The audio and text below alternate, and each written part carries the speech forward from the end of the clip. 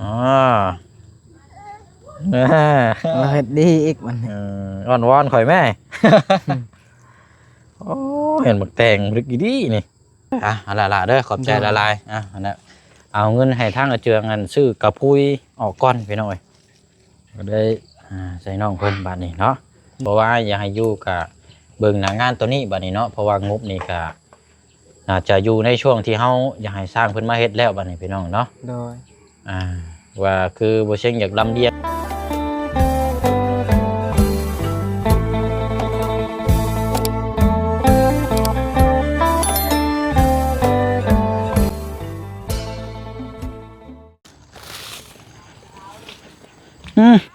กินอย่างเด้บาดนี่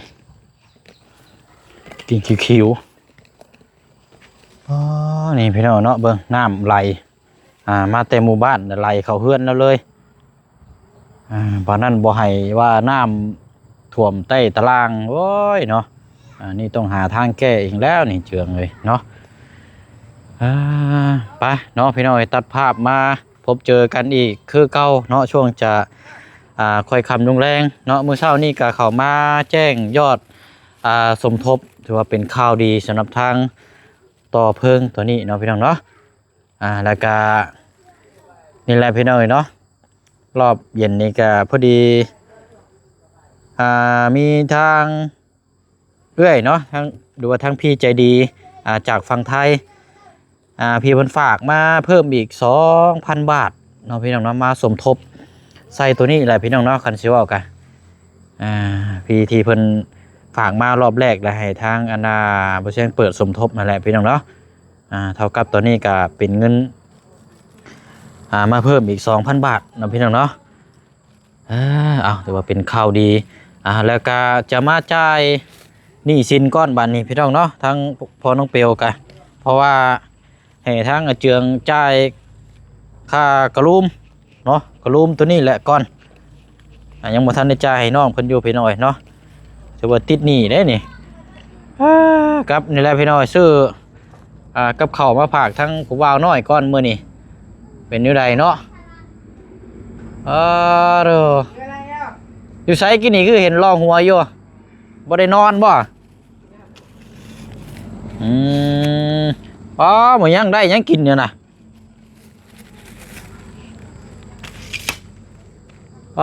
เห็นหยังเด้บัดนี้คือใหญ่แท้น่ะโอ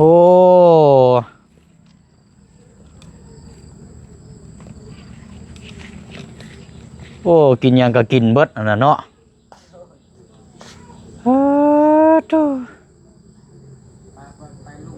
เอายางมาพี่ไหมยางมาพี่ก่อนยางไปในพุ่มยุงมันหลายเมื่อเดินกว้างพี่ก่อนสบายดีเด้อสบายดีแม่นั่นแหละนี่มาเรื่อยเลยยกมือสบายดีนี่ได้เฮ้ยใช่สบายดีสลาดเห็นหมักแตงมาแต่ใช้นะแตงเงินกระเจ้าเดี๋ยวเอามายืนขึ้นจ้ะโอเคมึงกลมมุมกล่องก่อนมาได้กันบ่กับหมักแตงนะนี่ได้กันบ่เนาะใครอยู่เลทช่วงตอนแรกมื้อนี้พี่น้อยเนาะเอาเนาะก่อนอื่นนะพี่น้องเด้อเนาะสบายดีและสวัสดีพ่อแม่พี่น้อง FC เฮานำกันเบิดสุขุสุคนเนาะพบเจอกันอีกคือเก่าพี่น้องเนาะมาช่วงค่อยค่ำลงแรงมื้อเช้านี่มาแจ้งยอดสมทบเพิ่มเนาะโดยน้องห้างบอกหรอว่าโดยบอกโดยบอกแล้วเจ้าบ่สบายดีเนี่ยบ่ให้แล้วก็บ่ขอบใจครับแล้วรถมื้อนี้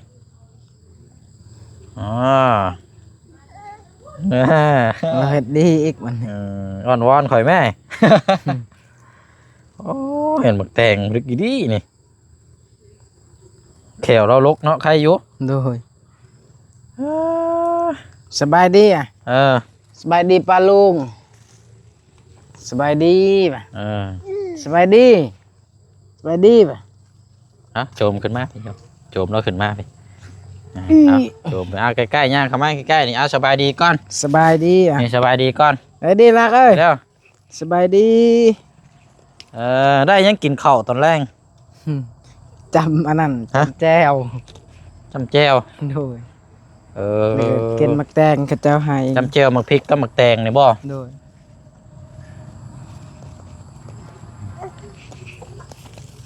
อะไรพอดีลุงผ่านห้านเป็นเจ้าขายหมูปิ้ง โดย ขายหมูปิ้งก็เลยแวะซื้อมาผักชุดหนึ่งสุดละ50,000 กิบนี่แหละพอได้ป้อนเนาะในอยู่ในกินกับมันทางน้องเชียงก็ยังบ่ทันได้มือเนาะ โดย เอาละเจอเอาไว้เด้อ ใจ พากัน เด้อ ป้อนลูกป้อนเต้าเนาะในอยู่ในกิน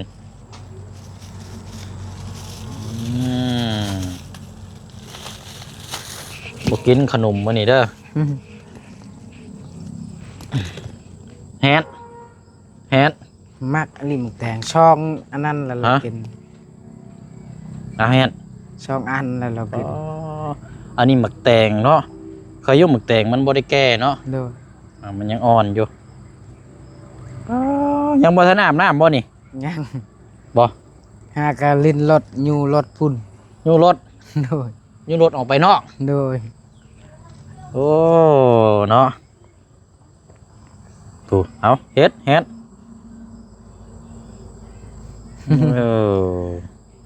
เบิ่งมือเล่มมีแต่ขี้พุ่นยำกินดินกรอบๆนะเนาะเคยน้อยคันว่ากินกันแบบทุลักทุเลนะคันสิว่ากันเนาะกินแบบ โดย ธรรมชาติเกินโพดผู้แง่แข้งขานะเนาะ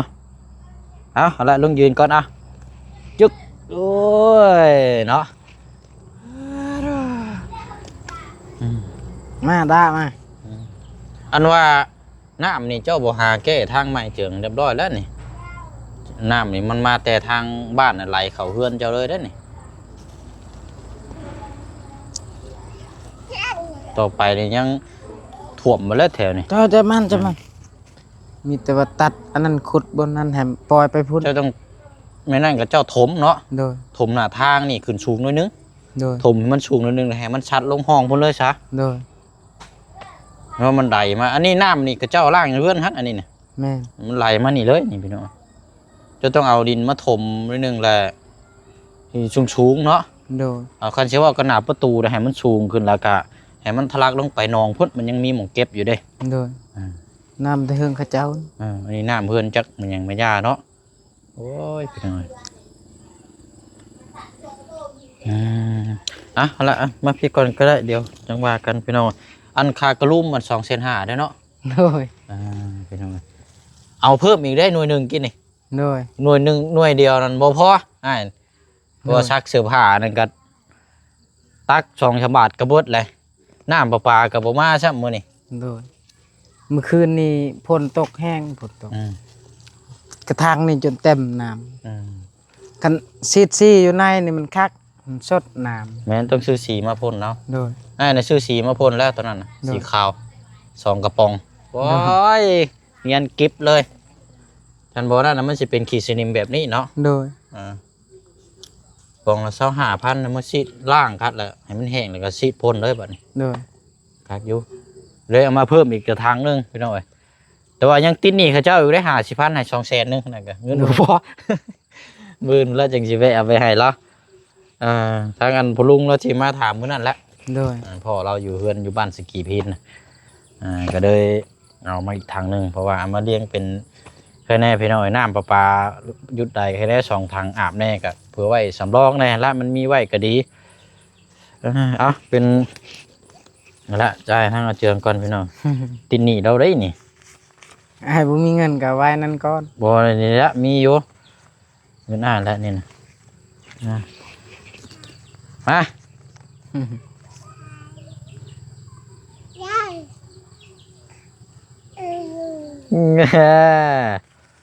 อันนี้บ่ได้อันนี้ของเด็กน้อยดินบ่ได้อันนี้เด้อ ใบพันเราเล่นได้เราไม่ อั พัน นนี้บ่ได้อันนี้นะบุญใหญ่อันนี้เด้อละเด้อขอบใจละลายอันนั้น เอาเงินให้ทางอาเจืองอันซื้อกระปุยออกก่อนพี่น้องเอ้ยก็ได้ใส่น้องเพิ่นบาดนี้เนาะ โดย อืมอืมไปนั่งอยู่พุ่นก่อนก็ได้เนาะเดี๋ยวเฮาพูดคุยเพิ่มเติมอีกก่อน หางเอ้ยเด้อ ไปตลาดก่อน เออ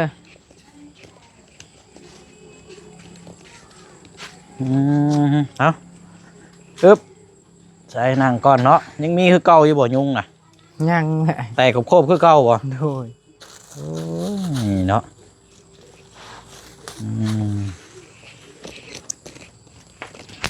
อึ๊บ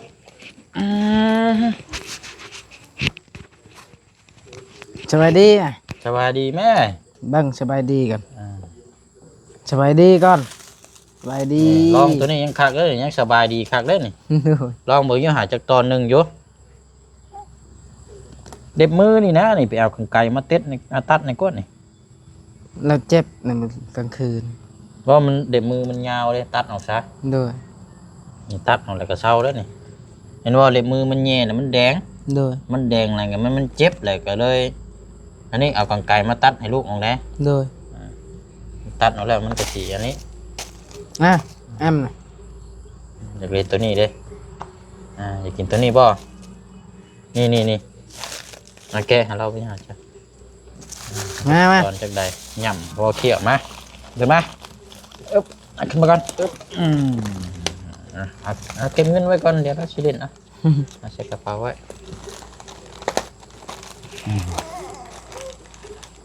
ปัดในมือน่ะปัดมือมันจะกิลินเนาะเอากินข้าวแล้วจังอาบน้ำแล้วนอน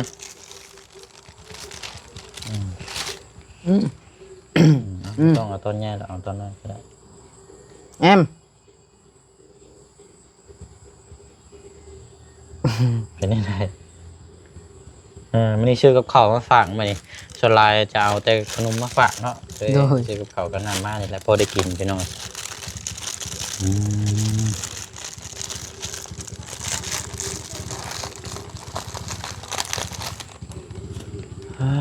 เนาะมื่ออื่นนี่ค่ะคันว่าพาผลบตกนี่จะในการติดตามเมื่อน้ำกันมื่ออื่นนี่ไปใช้เจอ อื่นอยู่เฮือนกันพ่นบ่ตกไปเสียยาให้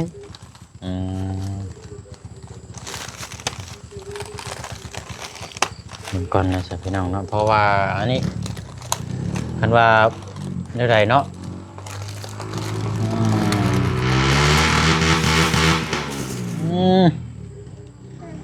เสียงดังแค่ แอม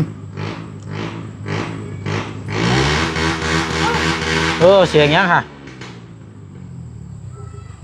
เสียงยังเสียงยังเนาะเอาจังซี่ก็ได้เนาะ โดย เดี๋ยวช่วงประมาณ7 โมงถึง8 โมงเด้อ โดย อยู่น้ำไม้ก่อนก็ได้เนาะ โดย เพราะว่ามื้ออื่นนี่อันนี้เนาะพี่น้องเอ้ยเพราะว่าบ่แช่งอยากอันนี้บ่แช่งสิชื่อเป็นประเภทไม้ โดย มามอบให้เนาะ โดย เพราะว่าผลมันก็บ่ได้ตกตลอดนะพี่น้องมันตกช่วงเป็นเวลาเนี่ยก็น่าจะอันนี้ได้อยู่ดอกเนาะ โดย เอาเดี๋ยวเมื่อเช้านี้แจ้งแล้วเพิ่มเติมพอดีช่วงตอนแรกมานี่ก็พอดีทางเอ้ยเพิ่นทางพี่จากฝั่งไทยแล้วเพิ่นผากมาเพิ่มอีก 2,000 บาท โดย สมทบซอยตัวนี้แหละเนาะ โดย เท่ากับตัวนี้บ่เชิงไรเห็นเงินกะประมาณเกือบ10 ล้านปลายพี่น้องเนาะ โดย ก็ฮักเอาค่าซื้อไม้ซื้อหยังออกไปก็กันว่าเรือหางจันทร์ก็แม่นสุมใช้สังกะสีแล้วก็กับค่าสร้างน้ำเนาะ โดย ก็น่าจะอันนี้อยู่บัดนี้พี่น้องเนาะก็เลยว่าวันนี้งบเฮานี่คิดว่าน่าจะเพียงพอแล้วนี่ก็เลยเป็นไปได้นี่บ่เชิงว่าสิโทรให้ทั้งผู้สร้างเพิ่นมาเลยโลดแหละ โดย เพราะว่าเผาเฮ็ดน่ะก็มันก็ สร้า บ่ ง ได้ สร้างเฮ็ดเฮือนน้องออนนั่น เพอเราว่างพอดีเด้ โดย ก็มันคันว่ามันตกก็สิได้อยู่นะพี่น้องภาพผลก็หรือว่านั่นก็มันตกก็มันตกบ่แห้งหรอกเนาะ โดย ตกพอดีปล่อยปลายหั้นนะพี่น้องกับหน้า หน้างานตัวนี้ก็มันก็ช่วงสี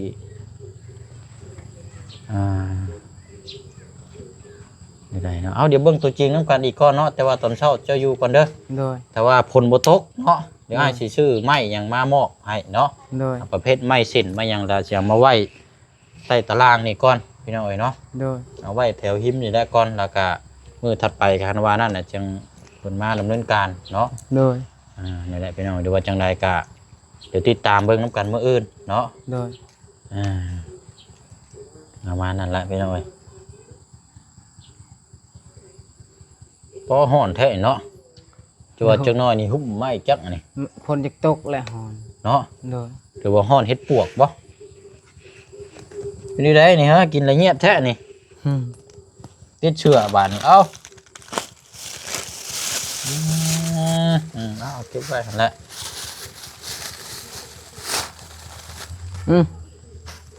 นะมีแต่ว่ากะพังเบิ่งมื้ออื่นเนาะ โดย เจ้าก็บ่ได้ไปแต่เช้าแล้วว่าคันว่าไปเวียกกัน กันฝนตกนี่ก็บ่ได้ไปคือกันฝนบ่ตกก็บ่ได้ไปอายนัดล่ะ หั่นแหละกันเพราะว่าอยากให้อยู่กะเบิ่งหน้างานตัวนี้บัดนี้เนาะเพราะว่างบนี่ก็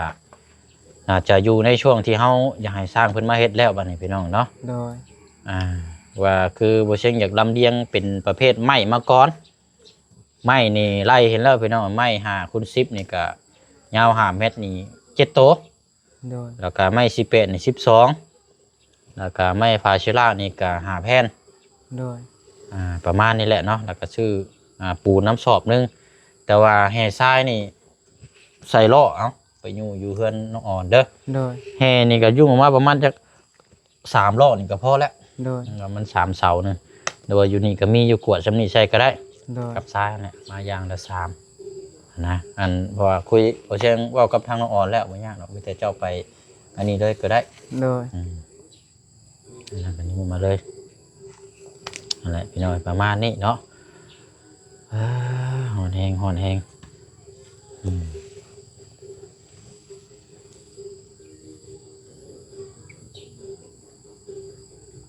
ื้ออื่นคงสิบ่ตกดอกฝน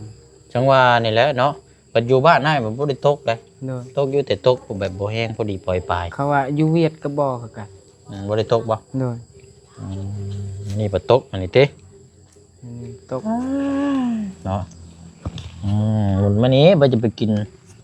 มีหยัง ยุง ตกบักใหญ่นี่บ่ตายแล้วกินบ่เบิ่งบ่ช่างกินก้มหน้าก้มตากินนี่รอ โดย มันก็กินแล้วอ่ะเนาะ ยันใส่หู ปะ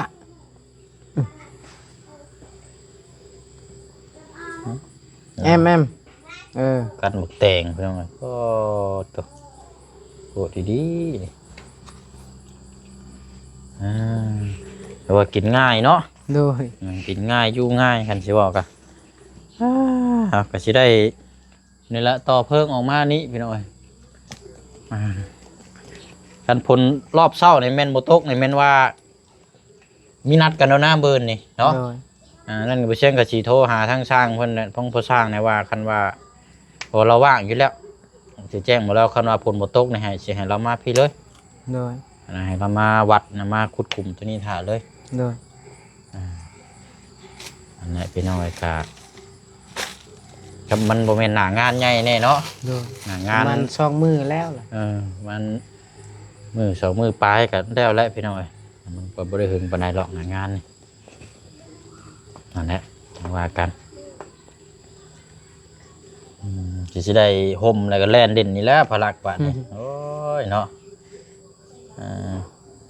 กันเชียวเอาการนี่แหละพี่น้อยเนาะ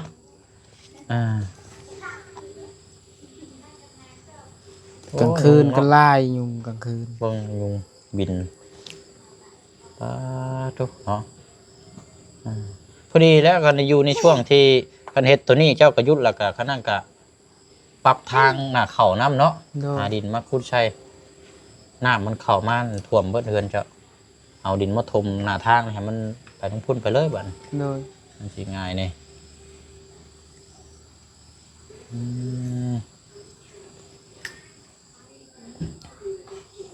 ผมยาวเลย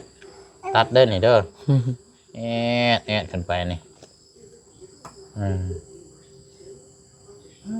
เนาะ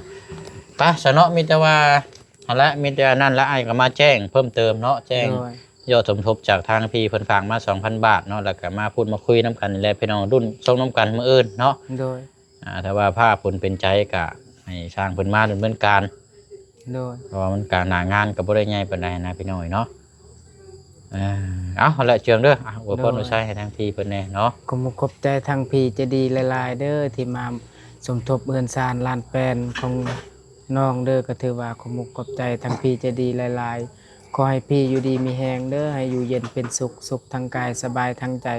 นอนหลับได้เงินหมื่นนอนตื่นได้เงินแสนเงินล้านเด้อปรารถนาสิ่งใดก็ขอให้ได้สิ่งนั้นสาธุแล้วก็ขอมุกขอบใจทางเบาเสียงนำแล้วก็ทีมงานเบาเสียงแล้วก็ FC บททุกคนก็ถือว่าขอมุกขอบใจเด้อถือว่าอายไปทางใดมาทางใดก็ขอให้สำรวจปลอดภัยขอให้มีคนเบิ่งแยงเทวดาคุ้มครองเด้อสาธุ ไปอะไรเนาะก็แจ้งน้ำกันไปหน่อยเนาะ โดย แล้วยังไงเฮาบัดนี้อาบน้ำเด้อ เบิ่งเราเหยียบขี้ดินนี่ โป๊ะดีๆเนาะ เจ็บหมดตีนแล้ว โป๊ะดีๆนี่เนาะพ่อเห็นแตง